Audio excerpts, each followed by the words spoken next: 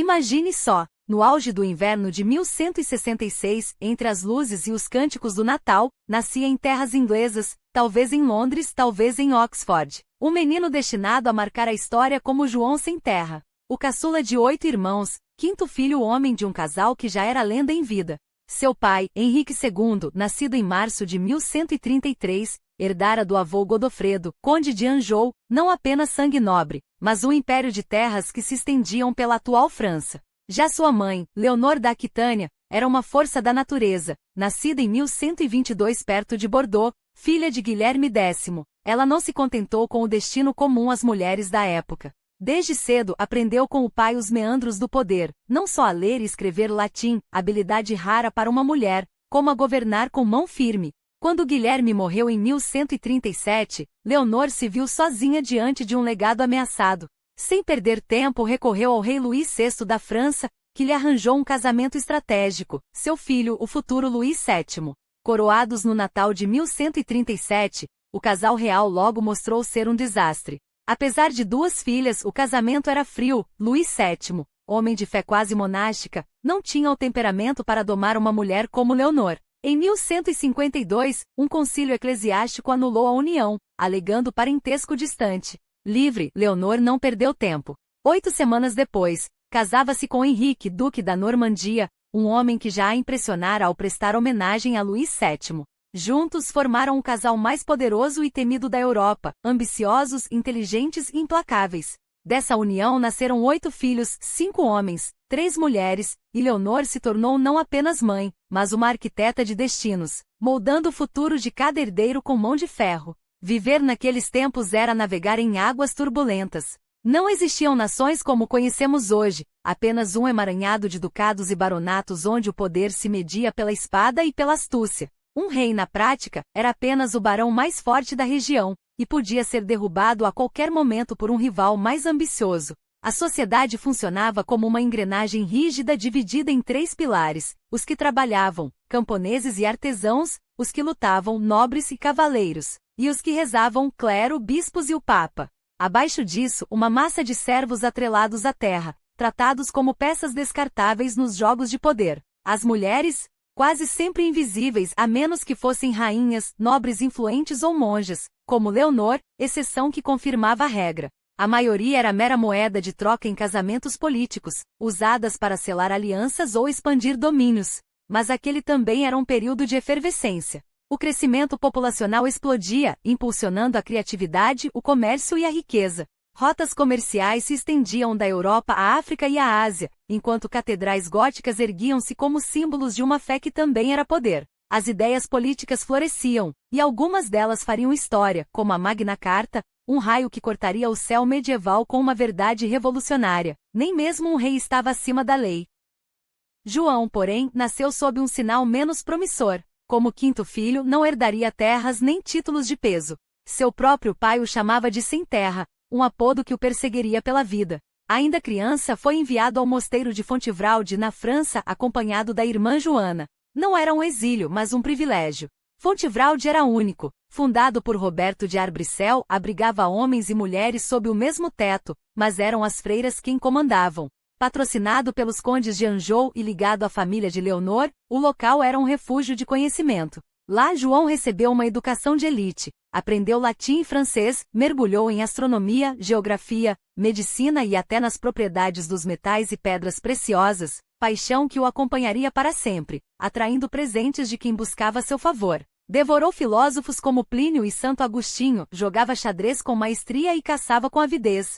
Historiadores não hesitam. João era um dos homens mais cultos de sua época, e não estava abandonado. Viajava à Inglaterra e a outros domínios da família em ocasiões importantes. Aos 12 anos foi enviado para a casa de Ranulfo de Glanville, braço direito de Henrique II e mestre na arte de governar. Glanville, autor de um tratado sobre leis e costumes ingleses, seria seu mentor em administração e estratégia. João não era um príncipe esquecido, era um homem sendo forjado para um destino que ainda não podia imaginar. Na casa de Ranulfo de Glanville, João não aprendeu apenas a ler leis ou administrar terras, aprendeu a dominar o jogo do poder. Finanças, tributação e a arte de extrair riqueza dos súditos tornaram-se suas ferramentas, lições que carregaria consigo quando assumisse a coroa. Mas Glanville lhe ensinou mais do que a mecânica do governo, ensinou como dobrar o sistema a seu favor. Se fosse preciso distorcer a verdade, manipular documentos ou esmagar adversários sem justificativa, o fim justificava os meios. João absorveu tudo. Não era um príncipe preparado para a guerra, como seus irmãos mais velhos, cujo treinamento marcial era obsessivo. Sua educação foi forjada em salões de administração, não em campos de batalha. E essa diferença moldaria seu reinado de formas que ninguém poderia prever. O que ele ganhou não foi a glória das armas, mas algo igualmente perigoso, a precisão de um estrategista que via o reino como um tabuleiro. E como todo mestre do jogo, João conhecia suas peças e suas fraquezas. Sua avó paterna, Matilde, era a prova viva de que o sangue real não garantia um trono sem luta. Filha de Henrique I e neta de Guilherme, o Conquistador, ela era a herdeira legítima da Inglaterra quando seu pai morreu em 1135. Mas os barões que juraram lealdade a ela, traíram a palavra em troca de um homem mais conveniente, seu primo Estevão. O que se seguiu não foi uma sucessão, mas uma guerra civil de 20 anos, a anarquia, um período em que a terra ardeu sob a ambição e a traição. Matilde lutou com unhas e dentes pelo que era seu por direito, enquanto seu marido, Godofredo de Anjou, conquistava a Normandia em 1144. 6 anos depois, Godofredo passou o título de duque ao filho, Henrique, então com apenas 17 anos. Criado no fogo da anarquia, Henrique aprendeu 2 lições cruciais, que a força bruta vencia batalhas, mas que a astúcia política ganhava reinos. Em 1152 ele se casou com Leonor da Aquitânia, unindo-se à mulher mais poderosa da Europa e anexando uma das regiões mais ricas do continente. No ano seguinte, invadiu a Inglaterra para reclamar o legado de sua mãe. Quando o único filho de Estevão morreu, o caminho ficou livre. Em outubro de 1154, Estevão reconheceu Henrique como herdeiro. Um mês depois, aos 21 anos, Henrique foi coroado em Westminster. De repente, um homem controlava terras que se estendiam das fronteiras da Escócia aos Pirineus, um império maior que o de qualquer outro monarca europeu. Tecnicamente, era vassalo do rei da França, mas Henrique agia como se fosse o único soberano daquele vasto território, e ninguém ousava desafiá-lo. Energético, implacável e brilhante, Henrique II passou seu reinado reconstruindo o que a anarquia havia destruído. Criou sistemas burocráticos para gerir suas terras, arrecadou fundos para sustentar seu exército e esmagou rebeliões com mão de ferro, inclusive a de sua própria esposa e filhos. Dos 5 herdeiros que teve, apenas 2 sobreviveram: Ricardo, o coração de leão, e João. E embora João fosse o caçula, há indícios de que era o preferido do pai. Mas Henrique enfrentava um dilema: suas terras já estavam divididas entre os filhos mais velhos, conforme exigia o Tratado de Montmirail. Não havia mais nada para dar a João. A solução? Casamento. Aos 6 anos, João foi prometido a Alice, herdeira de Humberto III, conde de Maurienne e Saboia. Uma jogada política inteligente até Alice morrer no ano seguinte, em 1174, enquanto Henrique esmagava uma rebelião liderada por sua própria família. Quando a poeira baixou, com a rainha Leonor presa e os filhos subjugados, Henrique voltou a buscar um futuro para João. A morte de Reginaldo, conde da Cornualha, e de Guilherme, conde de Gloucester, ambos sem herdeiros masculinos, abriu uma brecha. Henrique apropriou-se das terras, destinou pensões às filhas dos falecidos e prometeu João a Isabel de Gloucester. Mas seu olhar já mirava mais longe, a oeste, onde a Irlanda, fragmentada e instável, oferecia uma oportunidade única. Henrique já havia invadido a ilha em 1155 e novamente em 1171. Estabelecendo cabeças de ponte para barões ingleses ambiciosos. Em 1177, convocou um conselho em Oxford com um propósito claro: proclamar João, então com 10 anos, rei da Irlanda. Os barões ingleses com possessões na ilha curvaram-se ao menino, prestando-lhe homenagem direta. No entanto, João permaneceu à margem da corte do pai, um príncipe com um título vazio até 1183, quando o destino dos seus irmãos mudou tudo. Ricardo e Godofredo, o filho do meio, travavam uma guerra aberta pelo poder no continente. Henrique, o jovem rei, coroado em 1170 como herdeiro simbólico, adoeceu com desenteria durante um dos confrontos e morreu em 11 de junho de 1183. De repente, o delicado equilíbrio de herança desabou. Henrique II fez de Ricardo seu herdeiro direto, transferindo-lhe as terras que pertenciam ao filho falecido. João, por sua vez, deveria receber a Aquitânia, até então sob domínio de Ricardo. Mas o coração de leão recusou-se a ceder. A região era sua, e o povo a apoiava. Nem Henrique nem Ricardo cediam. O inverno de 1183 foi de tensão. Henrique ordenou que João e Godofredo marchassem contra Ricardo, mas os dois irmãos mais novos pouco avançaram contra o irmão mais velho, experiente em guerra. Ainda assim, o conflito ganhou tempo para que Henrique repensasse a estratégia. Sua solução foi genial. Convocou todos os filhos para a Inglaterra, sob o pretexto de escolher um novo arcebispo. O verdadeiro objetivo? Uma encenação pública de unidade. Quando o novo arcebispo ofereceu o beijo da paz a Henrique e aos 3 filhos, a mensagem foi clara: a família estava unida. Godofredo foi enviado de volta à Normandia, enquanto Ricardo e João permaneceram na Inglaterra. Ficou óbvio para Ricardo que não assumiria imediatamente o papel de jovem rei, mas por enquanto, Henrique considerava a crise contornada. Era a hora de retomar o plano irlandês. Embora o Papa ainda não tivesse aprovado a coroação de João como rei da Irlanda, Henrique avançou mesmo assim, concedendo-lhe o título de Senhor da Irlanda. A ilha, como grande parte da Europa, era um mosaico de reinos em guerra, onde lealdades mudavam com o vento e o domínio inglês ainda era frágil. O representante de Henrique lá era Hugo de Lacy, um homem que controlava o reino de Meath e a cidade de Dublin através de uma combinação de força bruta e manobras políticas. Sob ordens de Henrique, Lacy também havia estendido sua influência sobre Leinster. Agora, era a vez de João. Os preparativos começaram no verão de 1184. João Cummin, arcebispo de Dublin, recebeu instruções para preparar a chegada do jovem senhor. Felipe de Worcester, um dos principais comandantes militares de Henrique II, foi nomeado líder das tropas que acompanhariam João. A mensagem era clara: a Irlanda não seria um brinquedo para um príncipe, mas o primeiro teste de um homem que mais cedo ou mais tarde herdaria um império. E Henrique não deixaria nada ao acaso. A expedição partiu no dia 31 de março de 1185, mas não antes de Henrique II enviar uma mensagem inconfundível a todos os seus súditos. Ao armar cavaleiro o filho João no castelo de Windsor, o rei declarava ao mundo que o jovem, agora com 18 anos, estava pronto para assumir responsabilidades de homem. Era um gesto calculado, uma peça no tabuleiro político onde cada movimento contava. Mas como tantos planos de Henrique, esse também revelaria sua prematuridade. Em 24 de abril, João e seus séquitos arparamos rumo à Irlanda, desembarcando no dia seguinte com a arrogância que só a juventude e o sangue real podem justificar. Seus oficiais, embriagados pelo poder recém-descoberto, trataram os líderes irlandeses com desdém escancarado. Riam de suas barbas espessas, chegando ao absurdo de puxá-las como se fossem troféus de uma caçada grotesca. O desprezo, como sempre, gerou revolta. Os irlandeses, antes hesitantemente submisso, agora se voltavam contra o domínio inglês com uma fúria que João, em sua inexperiência, subestimou por completo. Mas o príncipe não parou por aí. Como se a afronta não bastasse, passou a confiscar terras de aliados irlandeses, redistribuindo-as entre seus favoritos ingleses como se fossem espólios de guerra. Cada decisão sua era um novo prego no caixão de sua própria autoridade. Os raios de retaliação não demoraram, liderados por clãs como os de Lacy, que, embora pudessem ter mediado o conflito, preferiram assistir ao desastre se desenrolar. João, cego pela ganância e pela ilusão de invencibilidade, esgotou os recursos destinados à defesa em questão de meses. Quando o outono chegou, voltou à Inglaterra não como um conquistador, mas como um fracassado, suas arcas vazias e sua reputação em frangalhos.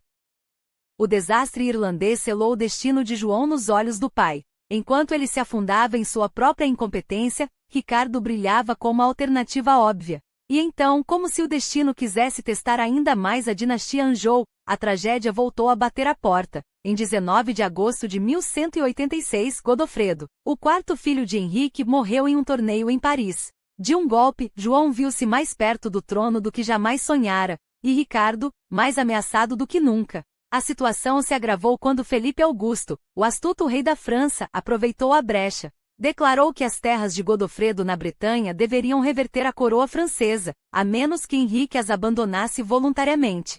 A ameaça era clara: se o rei inglês resistisse, a Normandia seria o próximo alvo. Por 3 anos Felipe teceu sua teia de intrigas, enquanto Ricardo, impaciente, pressionava o pai a nomeá-lo herdeiro oficial. A aliança entre Ricardo e Felipe foi o golpe final. Pai e filho, outrora unidos pelo sangue, agora se enfrentavam em campo de batalha, divididos pela ambição e pela traição. Quando Henrique II faleceu, em 6 de julho de 1189, o império que construíra desmoronava em suas mãos.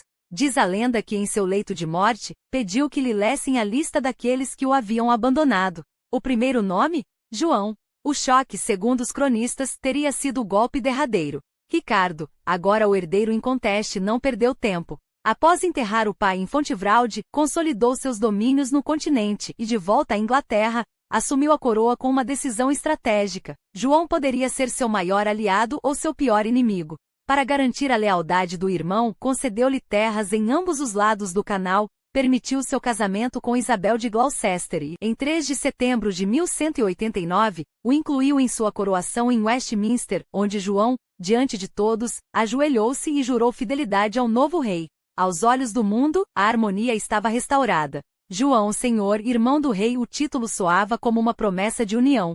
Mas Ricardo sabia que as aparências enganavam. Com a cruzada se aproximando, ele não podia confiar o reino a João, cujo histórico de erros falava por si. Em vez disso, escolheu 2 regentes experientes, Guilherme de Mandeville, conde de Essex, e Hugo de Puys, bispo de Durham, homens de provada lealdade e habilidade, cujos nomes soavam como garantias de estabilidade. A João coube o comando do exército, uma missão aparentemente simples, sufocar a rebelião em Gales do Sul, liderada por RHYSAP Griffiths. Inicialmente as coisas correram conforme o planejado, mas o destino mais uma vez interveio. Mandeville morreu em dezembro, deixando um vazio que Ricardo preencheu com um nome controverso, Guilherme Longchamp, um homem de lealdade inquestionável ao rei, mas cujo temperamento áspero e ambição desmedida logo se revelariam uma bomba relógio. Foi então que as relações entre os irmãos começaram a se deteriorar. Ricardo, cada vez mais desconfiado, passou a restringir os movimentos de João, proibindo-o de pisar em solo inglês sem sua autorização expressa. A questão da sucessão, antes um detalhe, agora se tornava um abismo. Arthur, o filho póstumo de Godofredo, tinha apenas 2 anos, mas seu sangue lhe dava um direito que João, por mais que se esforçasse, não poderia ignorar. Enquanto isso, na Inglaterra, a tensão entre os 2 regentes explodia. Puys e Longchamp, incapazes de coexistir, transformaram a administração do reino em um campo minado. Em 1190, Ricardo levou João à Normandia e o confinou ao continente, um exílio disfarçado de precaução. Quando partiu para a cruzada em 15 de julho daquele ano, deixou para trás um reino à beira do caos, e uma última facada, em solo siciliano, declarou Arthur seu herdeiro legítimo. Longchamp, agora sem freios, agia como um rei fantasma, acumulando inimigos a cada decreto. Seu maior erro? Subestimar João. O príncipe, relegado à sombra, observava tudo com uma paciência que poucos lhe acreditavam. Quando Longchamp cruzou a linha ao prender e humilhar o arcebispo de York, a gota d'água transbordou. Um grande conselho foi convocado, e as evidências contra o regente eram esmagadoras. Longchamp foi destituído e João, com o apoio de Walter de Coutances, um veterano da dinastia Anjou que servirá a 4 reis, emergiu como novo governador supremo do reino. A ironia era cruel. O homem que Ricardo julgava incapaz agora detinha o poder que o irmão lhe negara. João agiu com cautela, aprendendo com os erros de Longchamp. Por um breve momento, a Inglaterra respirou aliviada, como se a tempestade tivesse passado. Mas o destino, implacável, preparava seu próximo golpe. Felipe Augusto, de volta da cruzada antes de Ricardo, não tinha intenção de honrar a paz firmada. Movia suas peças para retomar terras que julgava suas por direito, enquanto sussurros sobre a lealdade de João ecoavam pelos salões do poder. E como o espectro do passado, Longchamp ressurgiu, tecendo novas intrigas nas sombras, prova de que no jogo dos tronos, ninguém desaparece de verdade. Só espera sua vez. E os rumores, como serpentes venenosas, não demoraram a se enroscar em torno de João. Dizia-se que ele, em sua ambição desmedida, teria se curvado a Felipe Augusto, trocando juramentos por promessas de poder. Uma traição que, se verdadeira, seria o golpe final na já frágil lealdade dos barões. Enquanto isso, Ricardo, o Leão, abandonava a Terra Santa em outubro de 1192, certo de que seu reino o aguardava intacto. Mas o destino, irônico, tinha outros planos. Próximo a Viena, as sombras de Leopoldo da Áustria o engoliram. Um prisioneiro real, uma peça valiosa no tabuleiro europeu, agora nas mãos do imperador Henrique VI. O resgate? Um preço exorbitante que só um Reino Unido poderia pagar. João soube da notícia em janeiro de 1193, e sua natureza impulsiva, sempre sua maior aliada e pior inimiga, o traiu mais uma vez. Ricardo nunca voltará, sussurrou a voz da ambição. Era sua chance. Sua hora. Com a pressa de quem teme que o momento escape, correu para Paris, ajoelhou-se diante de Felipe Augusto e selou uma aliança que cheirava a traição. Depois voltou à Inglaterra, onde o rei da Escócia também se deixou seduzir por suas promessas. Eleanor, porém, não era tola. Enquanto o filho tecia suas intrigas, ela fortificava Kent, erguiam-se muralhas contra os ventos de guerra que sopravam do continente. Felipe atacou a Normandia e foi repelido. A Inglaterra ardeu em guerra civil, até que Hubert Walter, o novo arcebispo de Canterbury, ergueu sua voz como um martelo: basta. O resgate deve ser pago. Ricardo deve voltar. João, pressionado, viu seu castelo de cartas desmoronar. Em fevereiro de 1194, Ricardo, livre, finalmente pisou novamente em solo inglês. E em abril, em Lisieux, os dois irmãos se enfrentaram sob o olhar severo de Eleanor. João, de joelhos, implorou perdão. Ricardo, com um sorrisinho de superioridade, lhe deu uma resposta que doía mais que uma espada: não temas, irmão. És apenas uma criança mal aconselhada. 27 anos, e ainda tratado como um menino. Eleanor foi mais cruel: tens a mente rasa de um adolescente. Ricardo, porém, conhecia a verdade mais profunda: João não tinha coluna para enfrentar quem o desafiasse. E assim, como punição, lhe arrancou terras, humilhação após humilhação. Mas o tempo, esse grande curandeiro de feridas políticas, fez seu trabalho. Pouco a pouco, Ricardo permitiu que João voltasse a seu círculo, devolvendo-lhe terras em Gloucester e Morton em 1195. Até que em 1197, num gesto que surpreendeu a muitos, declarou o seu herdeiro preferido. João, astuto, começou a tecer sua própria teia de alianças, atraindo para seu lado homens como Hubert Walter e William Marshall, pilares que sustentariam seu futuro trono.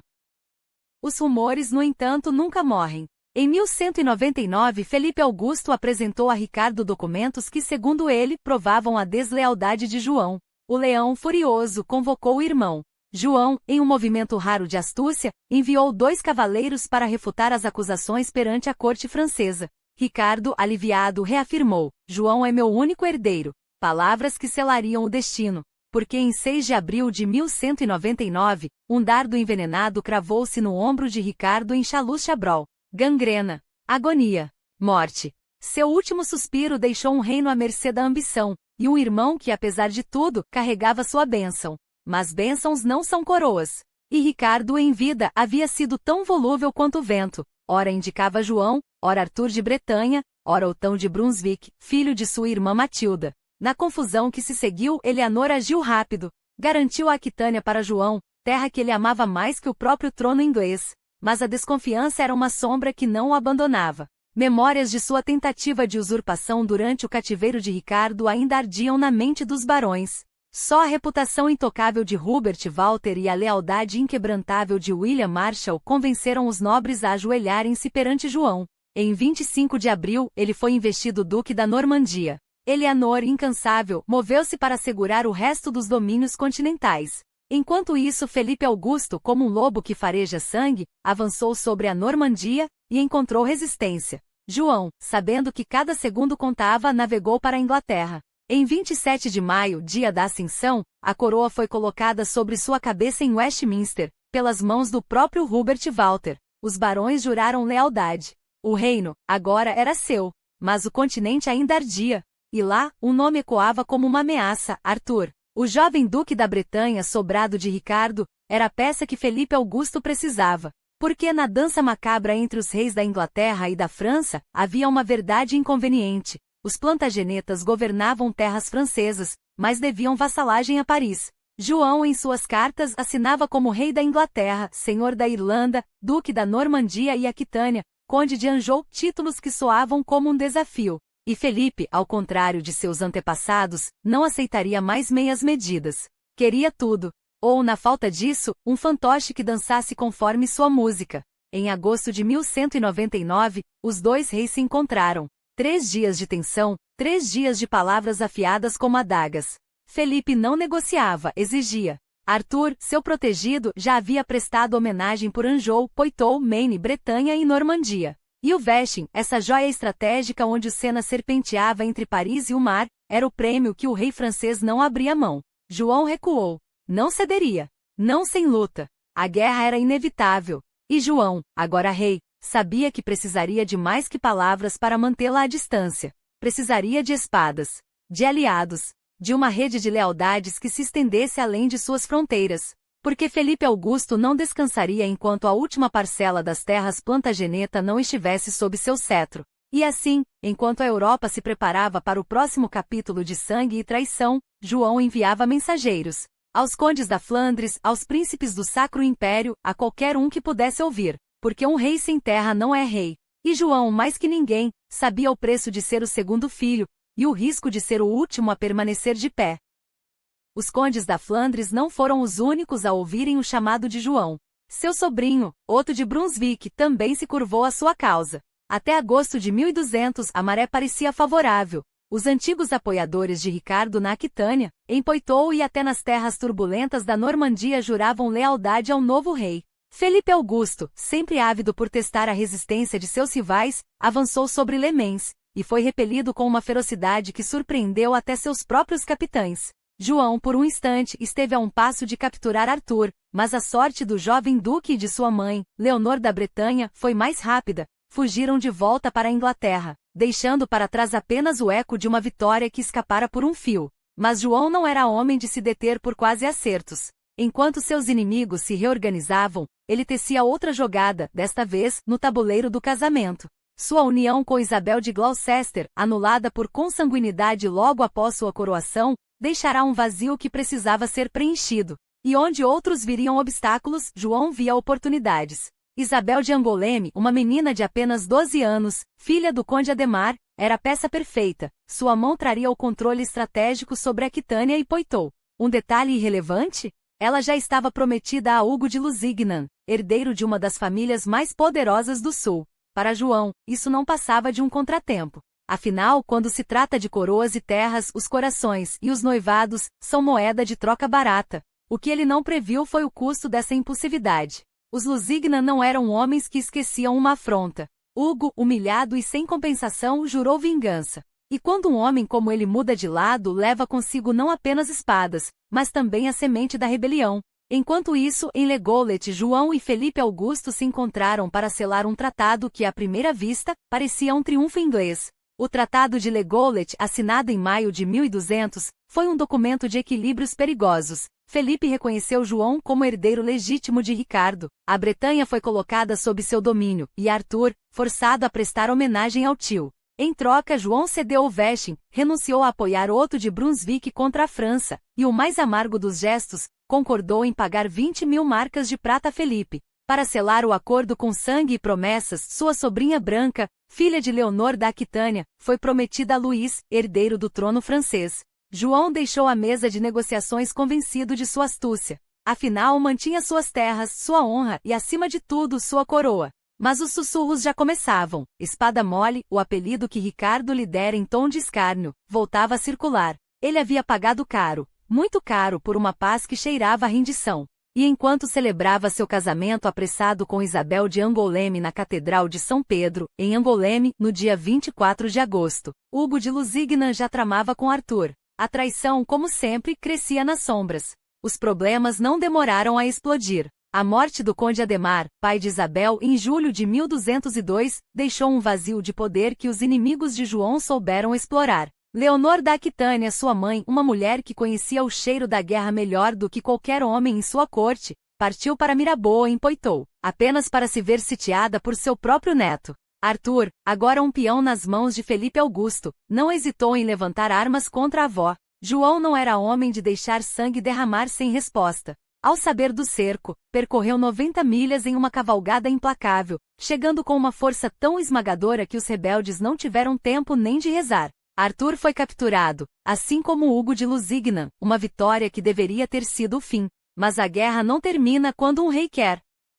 Enquanto João celebrava sua vitória, Felipe Augusto aguardava o momento certo para golpear. E quando o rei inglês partiu, deixando para trás uma Normandia supostamente pacificada, o leão francês atacou. Chinon caiu. E com ela a última ilusão de segurança. Arthur, preso em Rouen, tornou-se um problema que João resolveu da maneira que sempre soube, com violência e segredo. Em abril de 1203, o jovem duque desapareceu. Alguns disseram que João tentou razão, que a discussão escalou, que um golpe de espada em um acesso de fúria selou seu destino. Outros, mais cruéis, sussurraram que seus olhos foram arrancados, que seu corpo foi jogado no Sena após mutilações que nem a Inquisição ousaria descrever. Verdade ou mentira pouco importava, o dano estava feito. A Europa agora via João não como um rei, mas como um carrasco. E Felipe Augusto, sempre atento, soube aproveitar o momento. Com a desculpa de vingar Arthur, declarou João indigno de suas terras. Os barões da Normandia, divididos entre a lealdade a um duque desonrado e o medo de um rei francês implacável, hesitaram, e hesitar foi o suficiente. Um a um, os castelos caíram. Château-Gaillard, a fortaleza inquebrantável de Ricardo, resistiu até março de 1204. Quando suas muralhas finalmente ruíram, a Normandia ruíra com elas. João fugiu para a Inglaterra em dezembro de 1203, deixando para trás não apenas terras, mas também a confiança de seus homens. Eles se sentiram abandonados. E um rei que abandona seus homens não merece ser seguido. De volta a Londres, João tentou se refazer. Primeiro com orações e doações às abadias, como se Deus pudesse ser subornado com ouro. Depois com impostos que esmagaram barões, florestas reais e até a igreja. Mas o dinheiro não compra lealdade quando o medo já se instalou. E enquanto ele se preparava para uma guerra que sabia perdida, Felipe Augusto consolidava seu império. Até a morte de Hubert Walter, arcebispo de Cantuária, em julho de 1205, deveria ter sido um aviso. Um homem como ele leal, sábio, um dos últimos pilares da estabilidade de João, não era facilmente substituído. Mas João, em sua arrogância, viu apenas uma chance de colocar um de seus homens no trono eclesiástico. John de Grey, bispo de Norwich, era um aliado. O que João não previu foi que a igreja não se curva tão facilmente quanto uma noiva de 12 anos. E quando o Papa Inocêncio III entrou na disputa, o jogo mudou, porque um rei pode perder terras, pode perder batalhas. Mas quando perde a bênção de Deus, ou pior, a de Roma, ele perde tudo. A decisão de João, no entanto, não encontrou eco nem entre os monges de Canterbury que preferiam seu subprior, Reginald, nem no Papa, que rejeitou ambas as opções. Inocêncio III tinha outro nome em mente, Estevão Langton, um teólogo brilhante de Paris, cujas ideias sobre os limites do poder real já incomodavam os monarcas da Europa. Para João, pior impossível. Um intelectual que pregava restrições à autoridade do trono, imposto por um pontífice que já demonstrara não ter medo de desafiá-lo. A Inglaterra, por sua vez, recuava horrorizada. Nenhum nobres, nenhum clérigo, nenhum camponês queria Langton. E João, astuto como sempre, soube transformar essa rejeição em moeda de troca. Enquanto tecia uma rede de cartas e embaixadas a Roma e argumentando, com a eloquência de um homem que nunca aceitou um não, João preparava seu verdadeiro objetivo, reconquistar o que Filipe Augustus lhe roubara. Em junho de 1206, zarpou para La Rochelle, não como um suplicante, mas como um general determinado a recuperar seu legado. A França, porém, não seria tão complacente. Filipe, sempre um passo à frente, garantiu que João voltasse com pouco mais que migalhas, Gasconha, alguns pedaços de Poitou, e a amarga certeza de que Anjou, a terra de seu pai, permaneceria fora de seu alcance. O que trouxe consigo foi algo mais valioso que territórios, a compreensão fria e calculista de que, para vencer Filipe, precisaria de um exército que a Inglaterra ainda não tinha, e de um tesouro que seus barões não estavam dispostos a lhe dar. E assim começou em 1207 a maior pilhagem sistemática que a Inglaterra já vira. João não se limitou a espremer seus nobres, ele esvaziou a igreja, saqueou as florestas reais e inventou taxas sobre coisas que nem sequer existiam.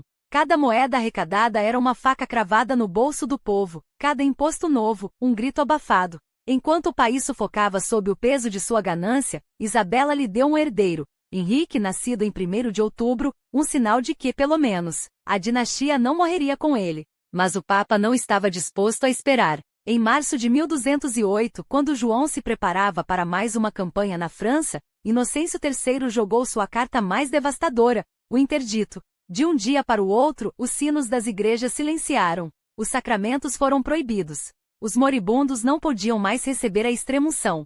A Inglaterra, uma nação profundamente religiosa, foi lançada nas trevas espirituais. João deveria ter se ajoelhado. Em vez disso, viu uma oportunidade. Se a igreja não lhe daria bênçãos, ele tomaria suas riquezas. Mosteiros foram saqueados, propriedades eclesiásticas confiscadas, e cada centavo foi desviado para financiar sua guerra particular. Os barões, já exasperados, foram esmagados sob novas exigências. Dívidas foram cobradas com ameaças de prisão. Antigos aliados como William de Braose, o homem que servirá fielmente a Ricardo, foram perseguidos sem piedade. Até William Marshall, o leal entre os leais, sentiu o peso da desconfiança do rei. Multas por infrações nas florestas reais se multiplicaram. A justiça virou um negócio. E enquanto o país sangrava, Isabela deu à luz outro filho, Ricardo, em 5 de janeiro de 1209, um lembrete cruel de que mesmo em meio ao caos, a vida persistia. Mas João não tinha tempo para celebrações. Ao norte, rumores de uma aliança entre a Escócia e a França o obrigaram a marchar contra William, o Leão. O rei escocês, confrontado com a fúria de João, não teve escolha a não ser curvar-se. O Tratado de Norham foi assinado e a Escócia, humilhada, entregou suas filhas como reféns. Uma vitória? Sim, mas a um custo que João ainda não mensurava. Porque em novembro de 1209, o Papa jogou sua última carta, a excomunhão. Agora João não era apenas um tirano. Era um pária, um homem sem Deus, um alvo legítimo para qualquer nobres que ousasse desafiá-lo. E Filipe Augustus, sempre atento, já preparava seus navios para invadir a Inglaterra.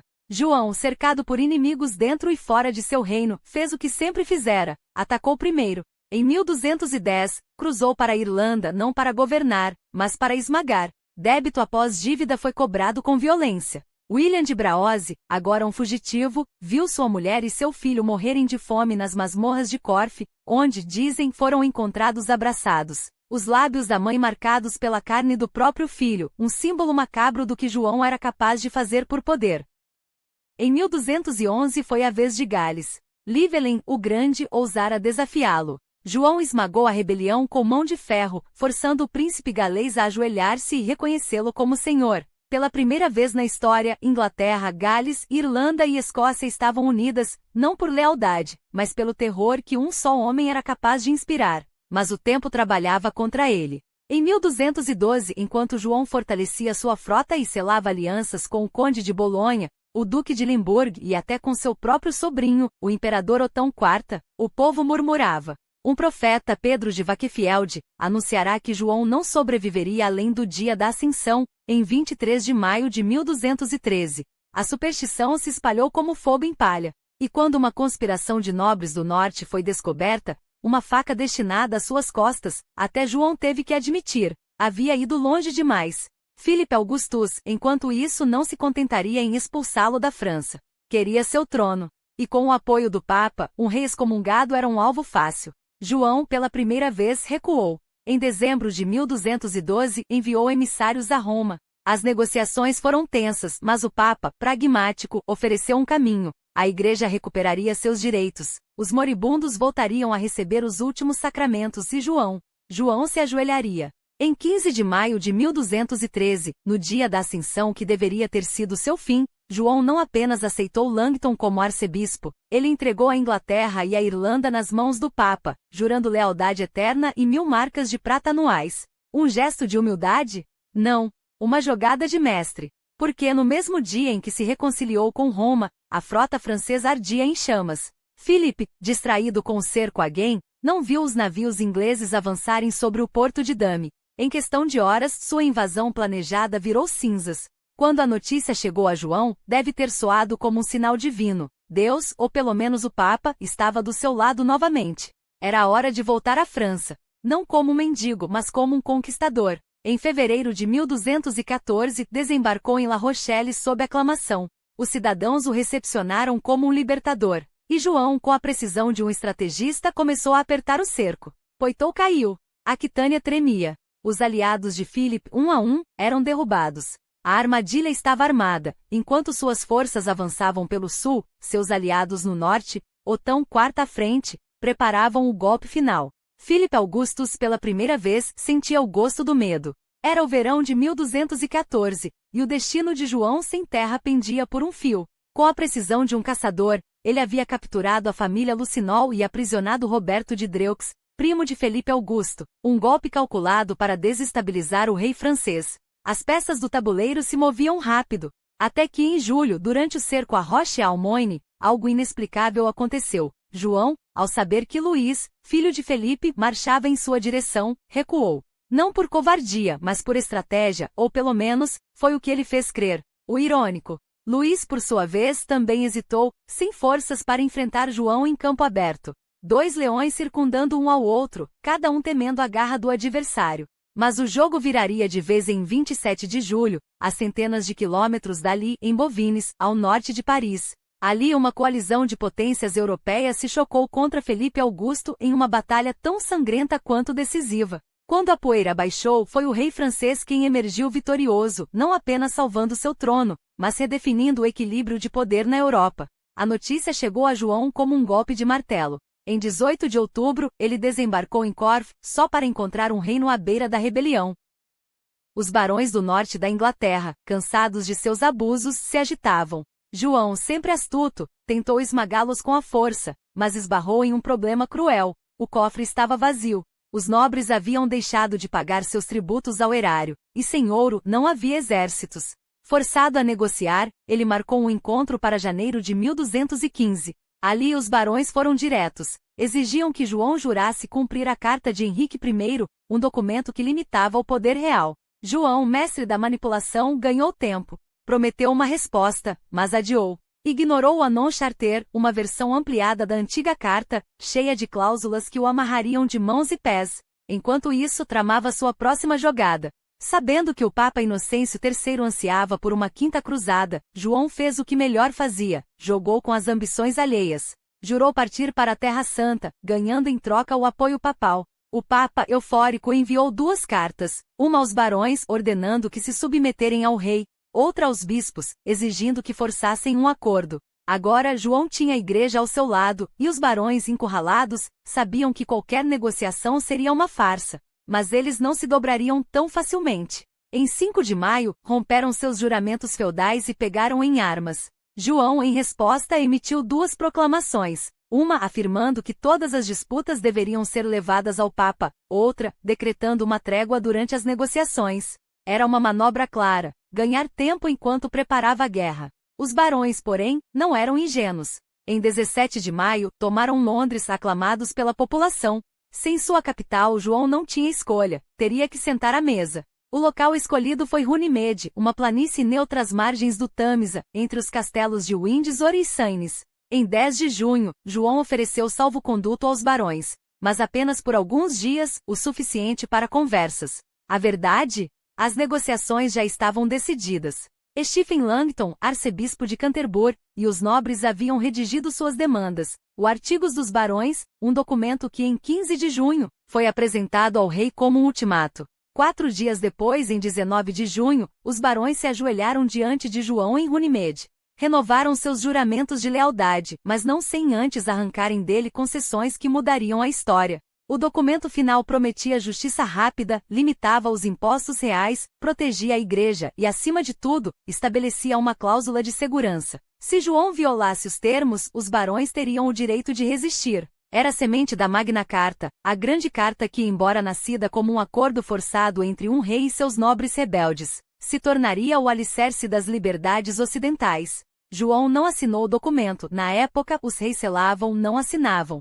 Com seu sinete real, ele autenticou o acordo, que foi então copiado e distribuído pelo reino. Mas ninguém se iludiu. Aquilo não era paz, era apenas um armistício. João, furioso, enviou uma cópia ao Papa, que, horrorizado com a ideia de um rei subjugado por vassalos, declarou a Magna Carta nula e sem valor. Em setembro, a guerra civil explodiu. O primeiro alvo de João foi o castelo de Rochester, uma fortaleza estratégica nas mãos dos barões. Enquanto seus homens lutavam pelos muros, alguns nobres, desesperados, ofereceram a coroa da Inglaterra a Luís, filho de Felipe Augusto. Outros, vindos do norte, juraram lealdade a Alexandre II, o jovem rei da Escócia, e o convidaram a marchar para o sul. João, porém, não era homem de se render. Tomou Rochester, depois avançou sobre East Anglia e as regiões norte, reconquistando o território. Mas seu bloqueio naval falhou. Em 21 de maio de 1216, Luís desembarcou em solo inglês.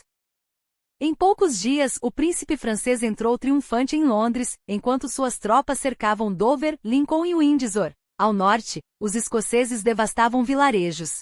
João, mesmo doente, tentava manter as defesas apoiado por Guala-Bicheri, legado papal enviado para protegê-lo dos franceses. Enquanto Luís se enredava no cerco de Dover, o rei inglês percorreu o coração leal de seu reino, nas regiões oeste e central, tentando reunir forças para expulsar os invasores. Até que em 9 de outubro chegou a Lynn.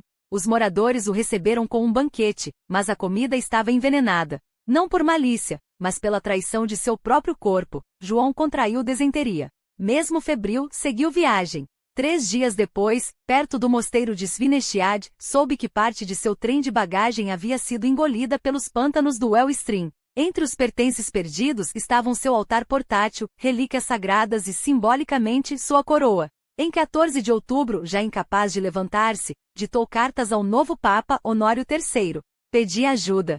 Lembrava-o de que a Inglaterra, ironicamente, havia sido colocada sob proteção papal justamente no dia 16 de outubro, o mesmo em que João, já demasiado fraco para montar a cavalo, foi transportado em uma liteira até Newark. Os médicos, em sua sabedoria medieval, aplicaram sangrias e outros remédios inúteis, mas nada deteve o avanço implacável da doença. No dia 18, mesmo à beira da morte, o rei trabalhou com uma fúria desesperada, redistribuía terras, recompensava seus últimos leais e tentava garantir um futuro para seus 2 filhos.